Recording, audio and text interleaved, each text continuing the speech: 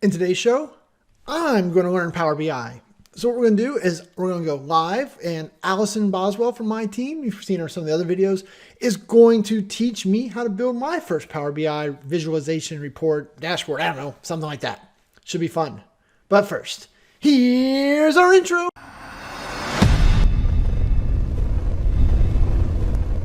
Hi, my name is Shane Young with Power Apps 911. Those guys. And today, I'm going to learn Power BI.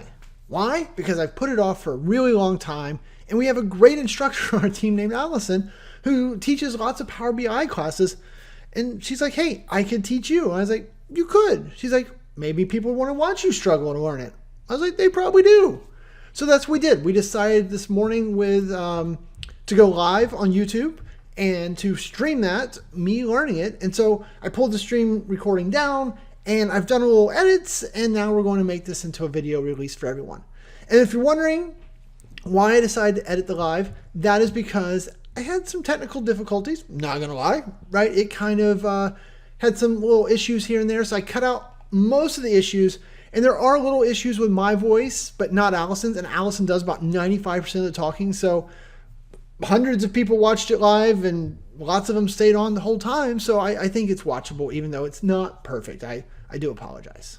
So before we switch over to my desktop, what I want to do is I want Allison to introduce herself, because that was one of the snippets I cut out of the bad section. So Allison, tell them about you. Absolutely. I'm Allison Boswell. Hey, everybody. It's so nice to meet you. Really excited to be here. I used to be on the other end of this and watching Shane's videos, and now I've been working at Power Apps 911 for a couple of years now. And honestly, just couldn't ask for more. Love it to death.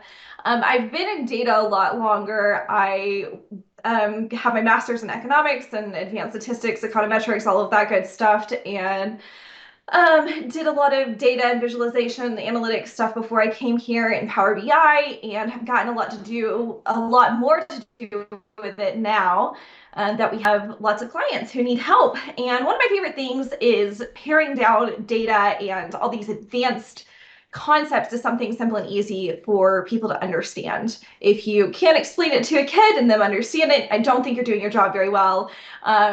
These seem really intimidating, so I think it's really important to be able to talk to people on a level that they can understand using real words, and not trying to use jargon and lingo to kind of edge people out of it. So that's one of my passions, is helping people to understand it down here, where people kind of, are a little bit lofty about it sometimes, and make it a bit up here. So Thanks, Allison, right? It's kind of funny. I'm talking to Allison. It's recorded. Anyway, okay. So now that we got that out of the way, I do want to point out that Allison has an upcoming training class. So we're going to do our first fully live Power BI training class. It is a 5-day training class, the week of August the 2nd. And if you guys use the coupon code Summer Savings, you can save $200 off that class. But very excited for this. Allison's been teaching Power BI privately and Power BI in some of my classes for a couple years now.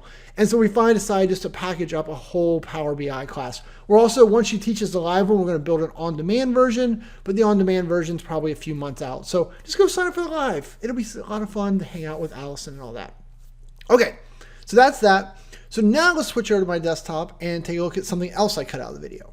Okay, so to get started, Allison had me download the Power BI desktop client. So unlike Power Apps, we're going to use the Power BI desktop client to do the overwhelming majority of the work. So building reports and things like that. So it's not, you'll notice you can do some of the stuff out on the web, but really if a Power BI builder, you're going to build it using the desktop client on your local machine. Then once you're done with it, you can save it, you can publish it out to the cloud and share it and all that, which we'll cover later in the video. But so I cut out the portion there. So here you go, we've got it installed. And so we're going to pick right up with Allison's going to have me click on get data here and then start talking us through it. So like I said, enjoy the recording. The audio, my audio gets a little sketchy here and there. Allison's is always perfect, and Allison's the teacher, so I decided to go forward with it. But cool. All right, I will see you guys after you get done watching it. So there we go. So now it's like, hey, get data, and it gives me all these options. okay, so I am not seeing your screen except on the YouTube. So you want to share it with me in the Teams meeting too, so that I can see exactly where you are and not out of sync. No, you can't do that. Fixing one problem introduces another problem. Okay, how about now? I can see it. Awesome. So your data is kept in SharePoint. So you can go to online services or you can search SharePoint in the little search box at the top All right, and go to SharePoint online list. there we go. Awesome. Okay, so it gives you two implementations here, 1.0 and 2.0, which is in beta. I think the difference between them is that 2.0 does eliminate some of the columns that you don't typically use, like file system object type and stuff like that. You can use either one. I usually use 2.0 because I end up deleting those columns anyway so that I don't get confused or see extra data. Either way, you're going to use the base URLs, the site URL, not your list URL right here, and click OK. All right, so if we go over to SharePoint, so then we know we want to pull expense masters and details, but so really all I want is this portion, right? So I don't want the lists, I just want the site/PA. Absolutely. Okay, so there we go, and we'll say okay.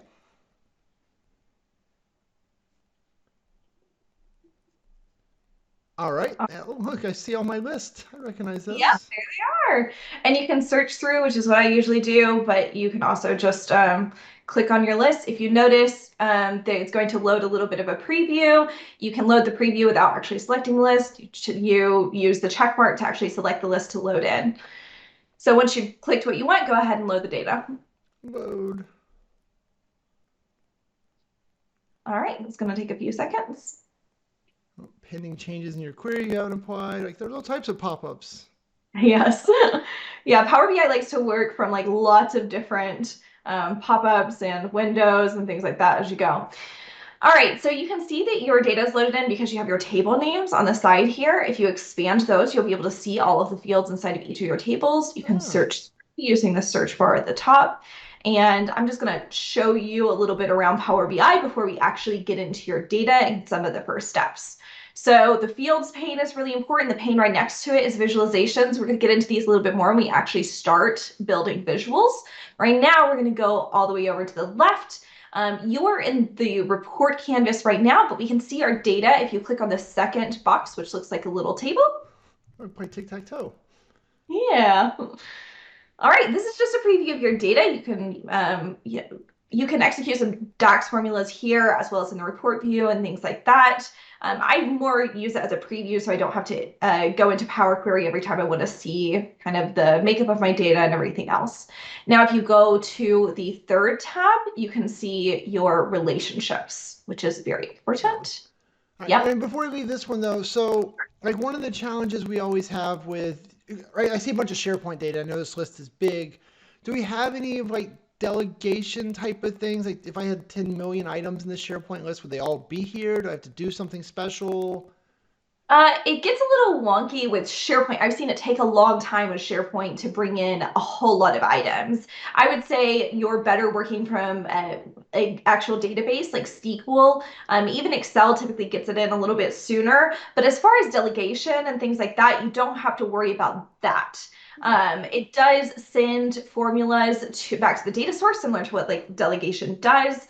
And you do have sometimes difficulty depending on your privacy settings with data sources interacting with each other. If you're going to do something like join the tables together or appending the tables or things like that. But that's kind of some more advanced stuff. I don't want to get too far into it today. Short answer is we don't need to worry about how many records are in there. Okay, so I don't know. I just right. That's one of the hard things I think is I come with all this power apps baggage. I have all these power appsy questions for Power BI, which is probably weird, but Yeah, well, I mean, it is supposed to analyze lots and lots and lots of data. So if you have millions of rows, that's perfectly fine. I would caution you against using SharePoint for millions of rows of data. Most people who are SharePoint people know that that's a bad idea. But if you have something like SQL, you'll be fine with it. it happens. All right. So over here on the left, we're gonna click on this thing to see the relationships now, right? And Yes. so there's my tables. Okay.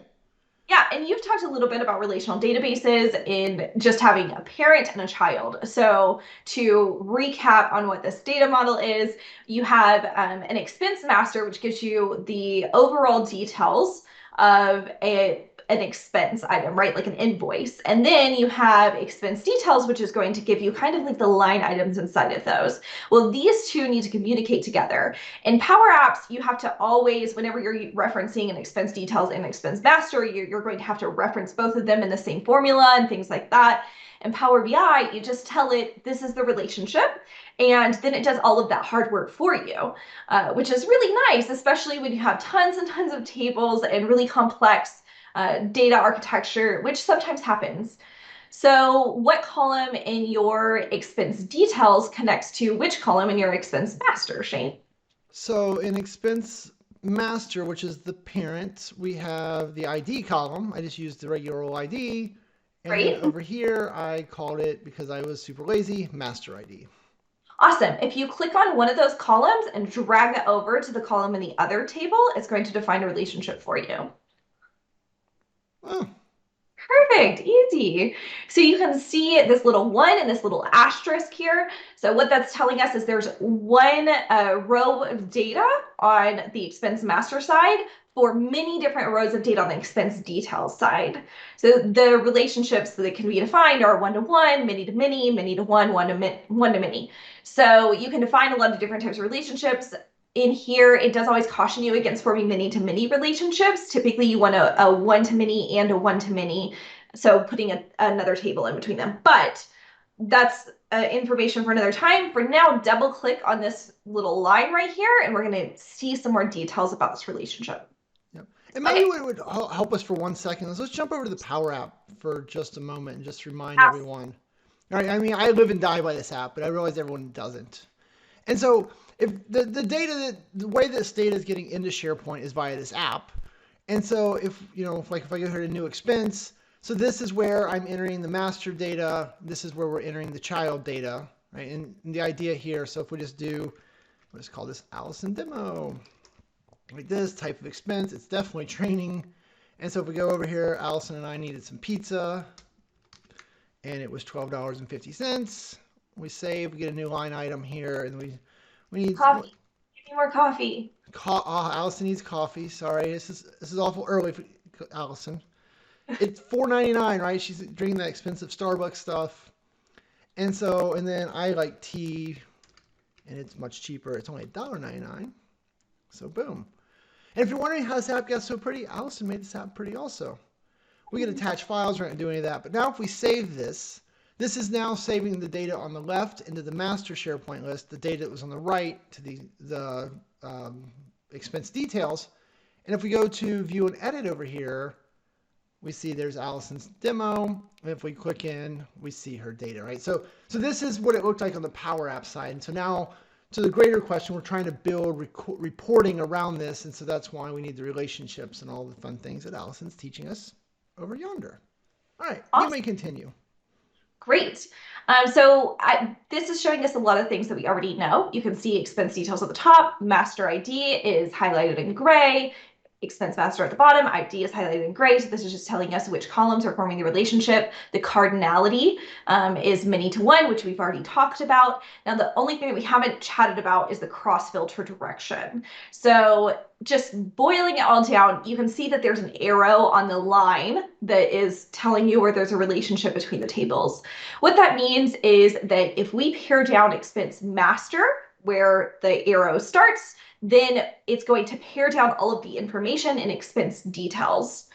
But since the arrow is only pointed that direction, if I pare down expense details, it's not going to pare down all of the information in expense master.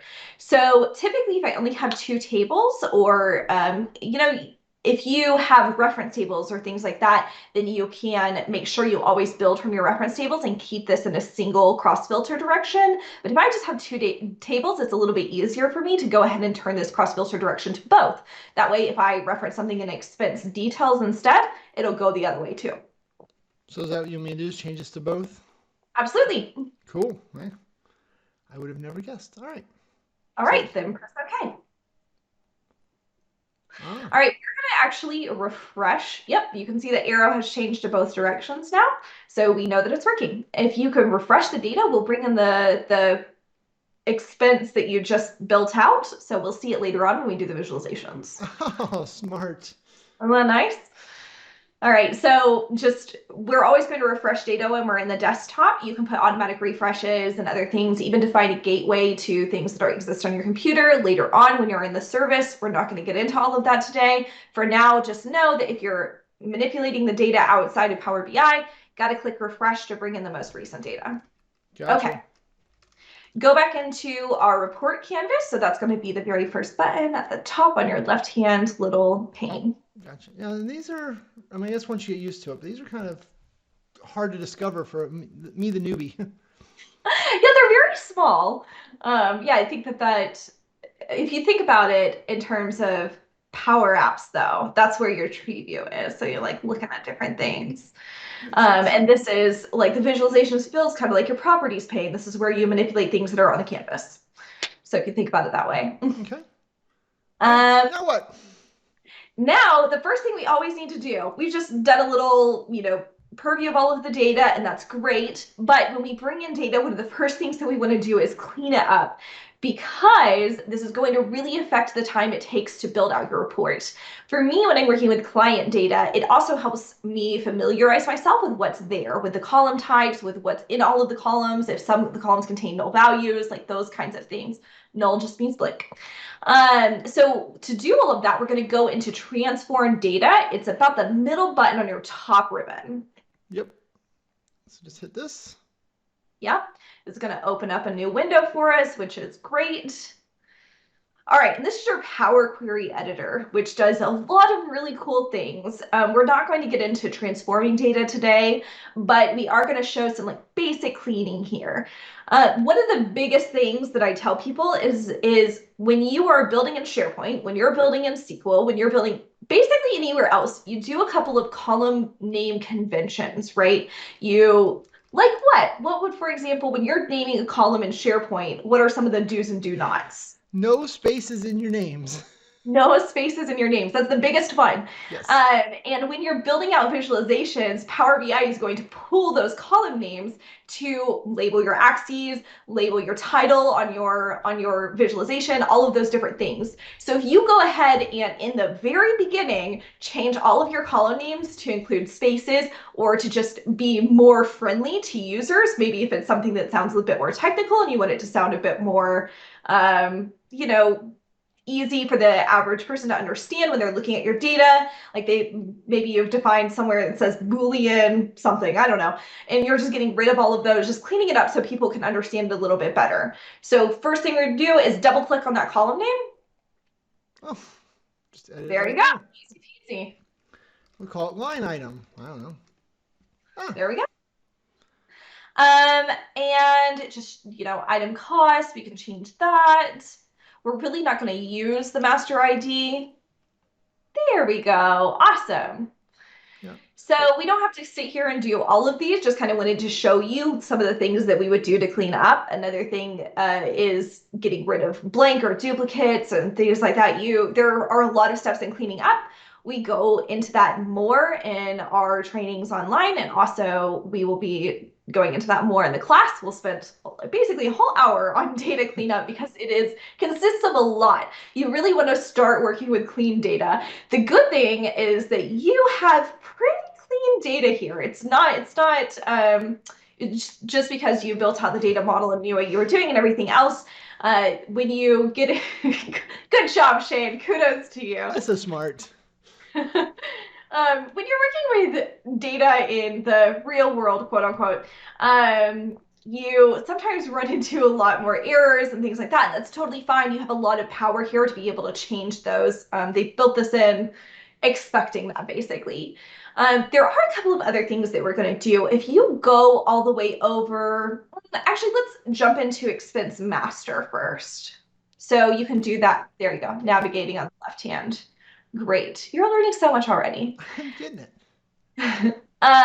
Okay, so now if we go all the way over to the creator. Created by? Yes, perfect. It's So a list. yeah, it says it's a list. So if anyone doesn't know the way SharePoint works, it's going to put an author down, and this is what this is going to be called. If you're using the 1.0 version, it'll be called author and not created by. But essentially, it gives you like a list of information, just like a record of information for whomever built it out, right? And we just want to get to that person's name. So what we're going to do is click on, if you see the column, there's a little icon beside the column name, that one right there. So click on that. All right. And you're going to say, just go ahead and say expand to new rows. This is not going to actually give us new rows because only one person created it. But it gets us to the record, and that's really what we want. So now if you click on the button again, this is something that I think they still need to fix about the 2.0, but it's even harder, I feel like, to get to the data when you're working with the 1.0, which is why I was like, well, let's just dive into the 2.0. So turn off the select all columns. So this happens a lot when you have a table of information inside of a specific field. And you'll be able here to see everything that's there. So I think its title actually gives you the person's name. Makes sense. All right. So then say okay. So, yeah, Hey, it's me. there you are. Yeah, most of these records are by you, which is going to be funny when we start visualizing the data. So go ahead and change that column name to be something that makes a little more sense. So maybe it's requested by or Made this awesome. Sorry, if I can't have fun, then why am I here? true. All right, so one more thing that we're going to talk about right here before we dive into the data. You see under modified and created that it has a little calendar. And under who made this awesome, you have ABC123. Yep. So what this is telling us is the type of column it is. So what information is in there. And Power BI does a really good job with most data sources of detecting what the column type is. So here, created, modified, it's a date time column. You have a calendar and you have a little clock. If it's just defined as a date, then it'll just have a calendar, yada, yada, yada. ABC123 means it's just any data type, right? It's not defined as a specific thing. If it's just text, it'll say ABC, right? And if it's just numbers, it'll say 123. But this is just saying we don't really know or we haven't defined it yet. And that's perfectly fine if you just have a text field. I would encourage you to go and define all of the types, but I know sometimes it's not realistic. So the big important thing is that we define any columns other than text. So we want to make sure that all of our number columns, all of our currency columns, all of our created, like all of our date time columns are defined. So you can see here on total expense, it's already done the work for you of defining this as a currency, which is great. That's exactly what we wanted and we don't have to change it. Go ahead and check in our expense details to make sure that that one was defined as a currency as well. Cost of item. Awesome. Now I want you to note that our master ID and our ID are both defined as numbers. This isn't 100% necessary because we are using these as like a count. We're not like summing them up and stuff. If it's defined as a number, we do have to be careful because sometimes when you put it on a visualization, Power BI is going to want to give you a sum or an average of your ID, which is not useful. We always want a count of our primary column or whatever our primary identifier is. All right, so we've done everything we're going to do in our transformation, in our Power Query editor here, so we can just close and apply this. Now, just real quick before we leave, I just wanted to mention, all right, so when I've poked around here in the past and, broken things and not actually made anything, one of the things I have noticed is over here on the right, we've got this applied steps. And so I think the idea here is if I'm like, oh man, I screwed up all those renamed columns, I could just hit this X and it would just undo all of that work, right? This is what it's doing to transform the data, to use fancy words. And what I've told it to do to transform the data. So if I didn't really want it to do one of these things, I could get rid of it from here and kind of start over. Is that right? That's absolutely correct. So what happens is Power BI goes, it grabs a bunch of data, and then it takes all of these steps. You can even see if you click on source, don't click on the X beside source, but just click on source right quick. Right click on You're source. not right click on the source right quick. Like this? Nope. Up at the very top, you have source on your applied steps. Very first. Okay, there we go. See, I get lost. Okay, so you see this is looking at all of the lists. So it's saying your source is your URL. Now click on navigation, which is the second one after source. Now you've navigated to the thing. So you can click on these to see exactly where you come. And if, for example, you forgot to define the column type and then you get later on and you realize, oh, I needed to define that 5 steps ago, you can come in here and do actions previous. So insert steps into your applied steps here. Um, Oh, you can rearrange it. I get it. I get it. Neat. yeah. And I'd say I don't often use this, but sometimes it can be useful. Here's where I would be very careful about it. If you rename anything and you try to reference it later, and maybe you move the rename columns after you referencing the new column name, it's going to mess up. Yeah. So that's something that you have to be aware of. A little trick that some people don't know is if you go on your top hand ribbon, there is a section called Query, and the middle button in that row is Advanced Editor. So click on Okay. that. Ugh, that sounds scary. We're not going to do anything with it, I promise. I just want to show you that it's here. And I have used it quite often when I get into some errors and other details, but we're not going to use it today. I just want to show you that this is all of the language that's happening when you're applying these steps. So it gives you right here, you can see it's referencing the previous step and making changes to your data set as you go. Now, something that people get a little wary of when they go into Power BI is like, oh my gosh, I'm really afraid that I'm going to mess something up and it's going to mess up all of my data Yeah. that I've worked so hard to make right. And like, this is millions of rows of data possibly, and it's live and I just can't mess it up. Don't worry about it. All of these things are happening inside of Power BI. This is not messing with your original data. Power BI does not write to the data source at all. So if you want to write inside of Power BI, you have to connect it to a Power App or something like that. So all of these things are not affecting your original data set. It's okay if you delete a bunch of stuff. You can just get rid of the applied step. You can, there are a lot of steps that you can take. This is not messing with your data. So that's something that I usually have to reassure people with a lot when they first start building in Power BI because they're very scared of that. Perfectly understandable. I've deleted data that was really important before and spent like 10 hours recovering it. So I've been in that boat and would not put you in that position. That's not what's going to happen here. Yeah, yeah. I think I've done videos on where I've used the wrong Power Apps command and deleted all of a customer's data twice. It happens. Okay, Yeah, that cool. remove if function gets you, huh? Yeah, yeah. Remove if is not a good is not always your friend. Okay, so sorry, so I sidetracked you, but I don't know. This is interesting to me. Back to when I was just in here clicking by myself. I was like the whole monkeys trying to type Shakespeare. Right? I was just pressing buttons and hoping something came out. So okay, so close and apply to get out of here. Right? Absolutely. Close and apply. Oh, things are loading. Things are happening. Oh, because now my new names and stuff are over here. Right? That's the idea. And I had to switch them around because it's alphabetizing these. One of my complaints with Power BI, and I love it to death, so don't hold this against me, but it's not consistent in the way that it orders its columns. Like right here, it's alphabetized, but if you go into other aspects where you're like doing relationships or when you're looking at where it's telling you all the fields in other places, they're not always in alphabetical order. Sometimes they're in the order of what you created them or whatever it is from the data source and things like that. I do wish there was some consistency, but just look out for that. The good thing is in a lot of places you can search through the columns so you'll know for your column types and you can just search through it to figure out where it is instead of looking through it.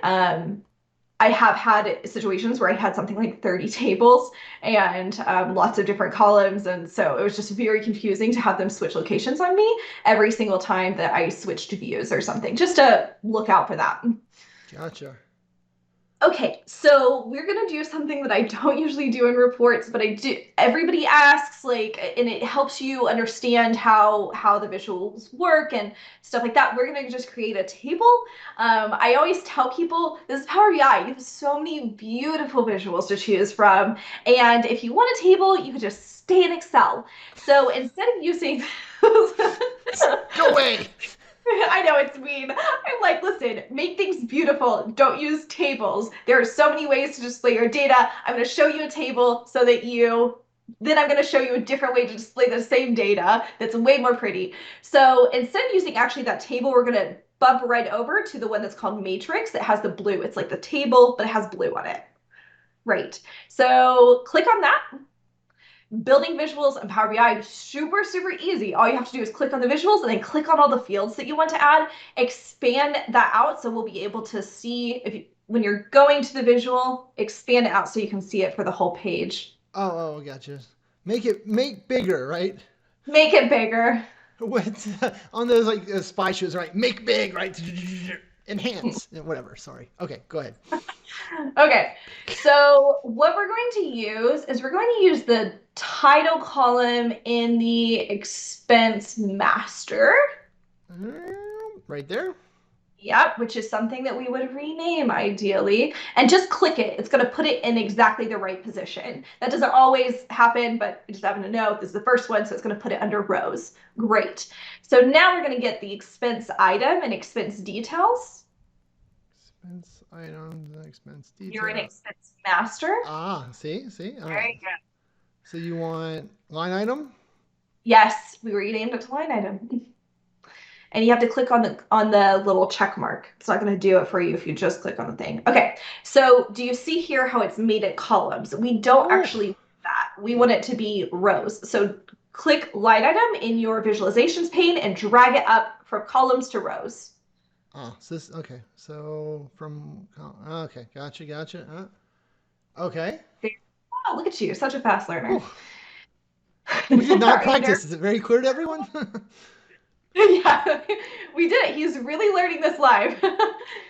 Okay, so for our columns, we're going to do created. So we're going to do when we created the details of the expense, not the master. So find your created here.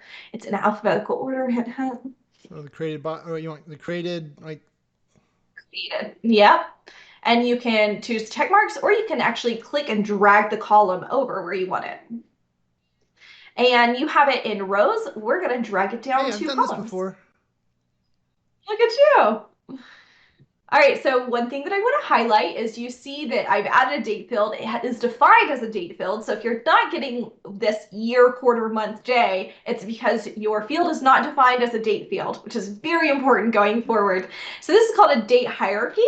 And it's Power BI is super smart and it's just putting it all into buckets for us and it's allowing us to drill down on those buckets. So go over to your visual right quick and you see the column names. You have Mm-hmm. 2018, 2019, 2020, 2021. So if you click the button on the right hand of the visual that looks like one line splits off and goes in, it kind of looks like a fork A going branch where it down. does There you branching. go. Yeah. Expand. Oh, okay. Yes. There you go. So click that. You know what? I've already done something that I messed up. I should have put values on it first because it's like, I don't know what you want here. So let's put values on it and then I'll show you kind of the branching and everything else. So the values that we want to see is the cost of the expense. I think you changed it. I had item cost was, oh, it's cost of item now. And we want to drag that to values, right? So that way I Yeah, don't there have we to go. move it after the fact. See, there we go. That looks like Excel. Now I'm happy. There we go. Yeah. Are you happy? I'm not. I don't want it to look like Excel. Okay, so I'm sorry, my puppies are being a little rambunctious. So you should be able to drill down on rows, but it's grayed out for you, and I actually am not 100% sure why. Um, What did I do wrong? so that's weird.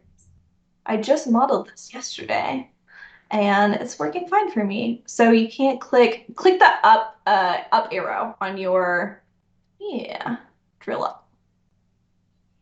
Okay, now click that branching one again. All right, it's not going into, huh. Okay, go back into your home tab at the top of your ribbon and click on your transform data. Let's look at this created column.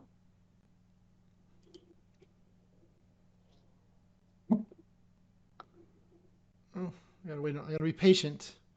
There we go. Created right here, right? Interesting. It's giving us more than just a year. This is interesting. Wondering why it's not letting us drill down further.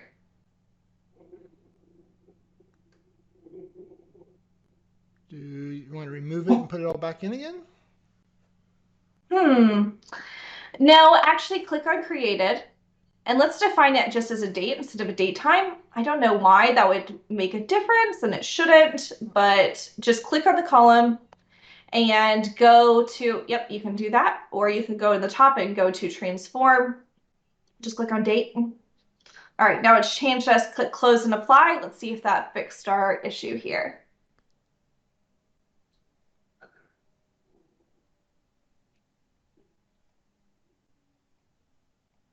I don't. Okay, let's see. We already created an expense details, huh? All right, go over to your created in your columns and click on that little arrow. Sorry, on your visualizations pane. Then go to created.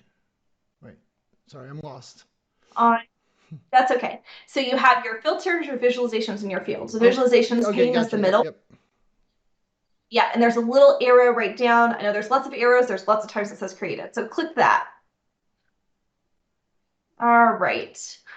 Switch it to created, and then we're going to switch it back to date hierarchy.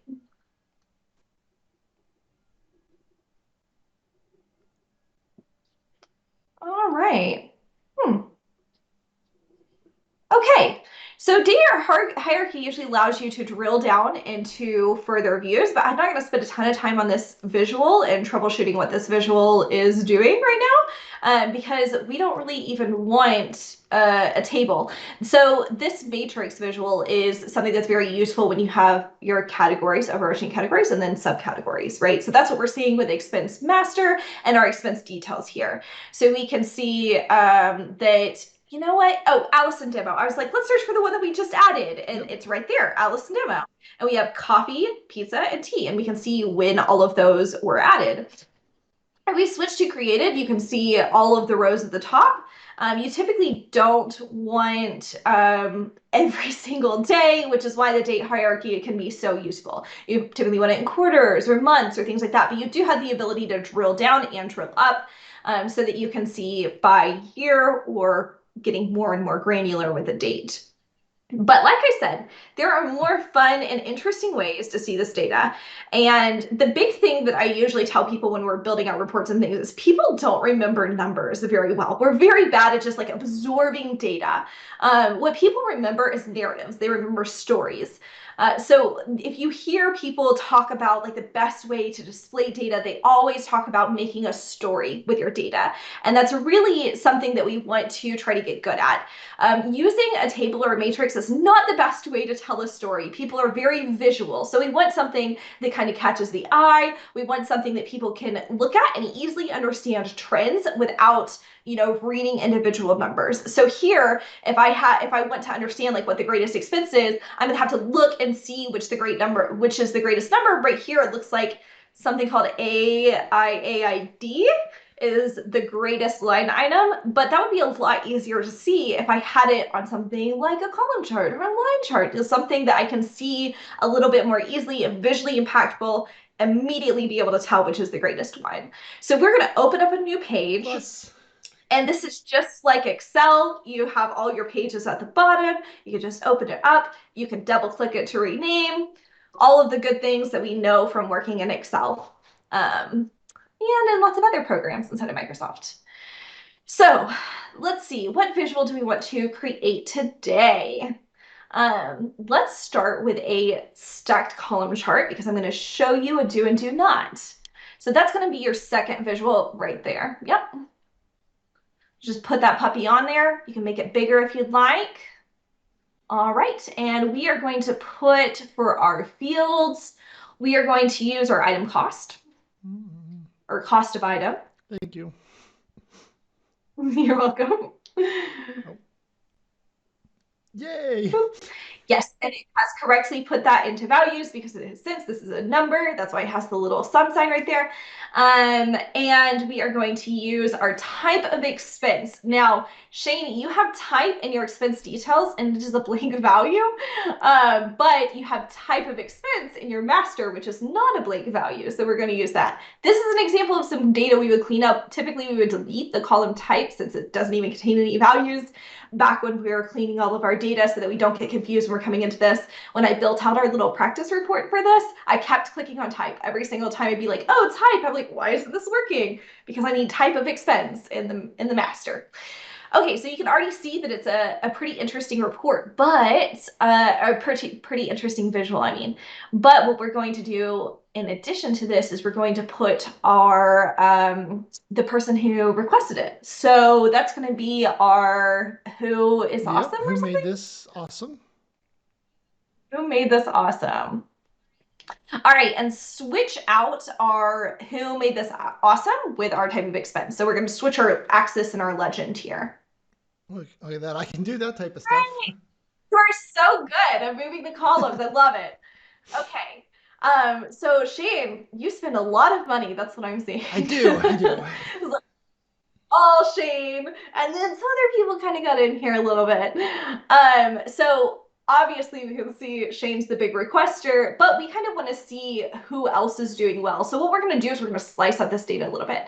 Now you can use filters, but slicers are a good way to have like an on-screen visual of what you can do. So your user, you don't have to rely on your users.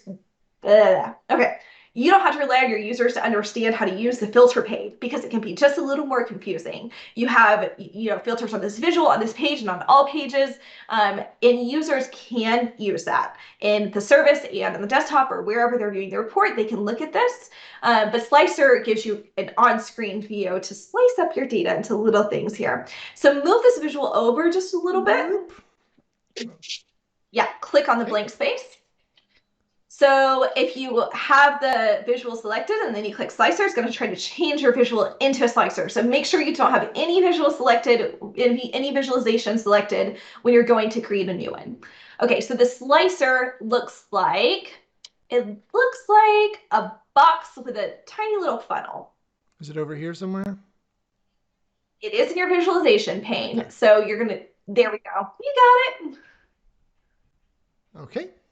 There, awesome. So we're gonna slice this by our creator, which is who made this awesome? Oh. Great.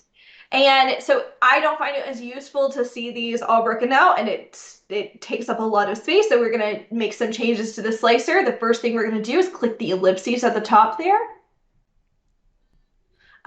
Sorry, pull the visual down a little bit. We're actually not, we're looking for the arrow, not the, there we go. Do you see that arrow? Go down inside of your visual. This one. You see the, Ah. yeah, that one. And to drop down. Perfect. Okay, so you can put this in the corner. We're going to make a couple more changes. So we have worked so far on the fields and data portion of your visualization pane, but there's a lot more to explore for visualizations. So if you go to your visualization pane, there's a paintbrush in the middle above your fields. That's a paint Yes, roller. it's a roller, not a paintbrush. I know what a paint roller is, I swear. And we're going to drop down selection controls. I would take a few minutes if this is your first time in Power BI and kind of familiarize yourself with all of the different fields on the visuals. We're not going to do that today. Yada, yada, yada. Typical spiel. But something I always do is I turn multi-select with control off because when I see this drop down, I think, oh, I can click on all of them, and I don't automatically go to click control. So most people think when you turn that off, you're saying people can't multi-select anymore. That is not the case. You're just making sure they don't have to press control when they do the multi-select. The only way that you can make them not do multi-select anymore is to turn the single select on. And Oh. yep, there you go. Oh. Yeah, so it looks like a radio, and then so when you have this off, Mm-hmm. now it looks like checkboxes. Yeah, and I also put show select all option. There you go. So now everything is selected. Okay, so if you select all and then unclick your Why name, me? Oh, much easier to read for everyone else. see what everybody else is doing. That's Yeah. pretty cool. Right, these are the magical things that you build in the reports you do for me that I'm like, oh, that just works. Why would I have to think about it? But that makes a lot of sense. I know. And typically, obviously, you won't have one person who's done like tons and tons of spending, and then everybody else is on down here. So this is kind of a unique situation where this is just a demo tenant. You've just done the most in it, and I've only done a little bit when I was when I was making it prettier. So you can see now how everybody else differentiates. Nobody spent more than $3,000. I think you have something like $1 million on there. I don't remember. Look, I'm Um, important. I'm a big deal, so I get to spend lots of money. Okay. All right, all right, all right. So then I want to kind of show you a do's and don'ts, right? So click on your stacked column chart here, your little Okay. visual here. Yeah, just anywhere in the box.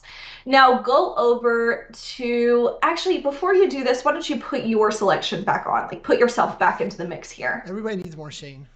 Got it. That looks much better. All right, now click on your column visual. Also, notice most of my spending is Yep. wasteful. Yeah, yeah. Now, if we go over to our visualizations, you can click another visualization to change what this looks like. So we're going to click the one that's on the far right-hand corner. It looks like a stacked column chart, but the values are all at the top. So click that, click on that. All right. Notice how this has changed. So this is not like a don't use this visual. This is a make sure you know what visual you're using when you use these. Because before, what we were seeing is how much people have spent and it had the categories delineated, Yep. right? Now we're saying how much of each person's spending is in each category. So this is saying out of all of my spending, how much of it is wasteful? And it turns out 100% of my spending is wasteful. So right now it looks like I'm much worse at doing expenses than Shane is, whereas it doesn't give you the whole picture, right? So you can see it looks like let's see. Whoever Blake is, I don't know how you got a field in SharePoint that doesn't have a creator. I'm a little confused about that. But Chewy is all hardware, and so is Ferguson. Ferguson and Chewy, they get a lot of hardware. I would think they get more treats than anything, but that's just me. They're probably hiding their expenses, quite frankly. So That's true. They could be masking their expenses. Juan, he likes to travel, so he's got a lot of travel out there. Nicole's got a good mix, and only Shane and I have wasteful spending. But right now, it looks like I am a huge wasteful spender, and I'm pretty sure that my expense is only like $8. So, yep, there we go. $8, 100%. So just be aware when you're putting these visuals on here, what they mean, what they entail, and kind of what representation it gives to the viewer. So just be thinking about when you're coming in here and I'm looking at this report, what does this say? What story does this tell? And right now, this story tells that I'm a huge wasteful spender and Shane's doing all right. And if we switch it back to the other one, we have a very different story to tell. I like that. No, and I think that's a great point, right? And that's speaking of telling a story, we're about out of time for this story. But yeah, I think that's important to just kind of keep in mind is that the data is only as good as the data, right? But then it's how you package it really has a big effect on what the pointy hair managers of the world take out of it. So, the one thing I learned in statistics in college was you make numbers say anything you want. So, You really within within certain parameters, but definitely what you do here with your visualizations tells the world something, tells your audience something. And you just have to be careful about what you're telling them. You can be unintentionally deceitful in a lot of different ways. Things like starting from zero on your axes. And so you see here, it starts at 0.0 million because we have such low expenses, but it's very possible if all of us had very large expenses, that it would start at, I don't know, 4 or 5 million. So I'm not saying make sure always to start at zero. I'm saying if you aren't starting at zero, make sure it's very, very clear what you're doing. all right, with your last couple of minutes, do we need to save and publish this somehow? How's the world? I want to share this with the team now that we've built this wonderful thing. All right. your first report. Are you proud of yourself? Just I take a am, and I moment. want to share this one so that way they can see that you are very wasteful. But you know, Oh, great. Okay, so we're going to save our report first. It's going to save a local file to our desktop. It's called a PBIX file. All right. this, first time. All right, saved. Uh, and actually, you're not signed in. You're going to need to sign in to do this. So if you go to the top, Up here. yep, right there. Ew. Oh man, now I gotta get up my phone. I assume. Everybody watch me. Oh goodness.